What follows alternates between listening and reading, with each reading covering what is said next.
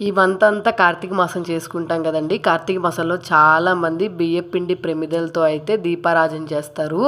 Last year అయితే బియ్యపిండితో ప్రమిదలు చేసి దీపారాజన చేద్దామని లాస్ట్ ఇయర్ నేను ట్రై చేస్తే అస్సలు రాలేదు. కానీ నాకు పిండి దీపాలు వెలిగించడం ఇష్టమయ్యి నేనైతే మాత్రం గోధుమ పిండితో ప్రమిదలు చేసుకొని నెలంతా గుళ్ళో అయితే దీపారాజన చేసుకున్నాను. ఈ ఇయర్ మాత్రం ఖచ్చితంగా బియ్యపిండి ప్రమిదలు చేసుకుందాం అని చెప్పి నాకు తెలిసిన వాళ్ళని అయితే అడిగాను ఎలా చేయాలి ఏంటి అని చెప్పి. వాళ్ళైతే ఇలా చెప్పారు.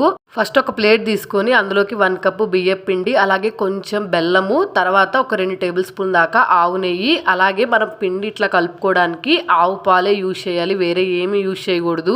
వాళ్ళు చెప్పినట్టు చేసినా గానీ పగుళ్ళు అయితే వచ్చినాయి. నాకు అర్థం కాలేదు నేనే మిస్టేక్ చేశానా ఏంటి అని చెప్పి. కానీ లాస్ట్ ఇయర్ తో పోలిస్తే ఈ ఇయర్ అయితే కొంచెం పర్లేదు ఇలా వచ్చినాయి. లాస్ట్ ఇయర్ అయితే అస్సలు రాలేదు, చాలా బాధపడ్డాను.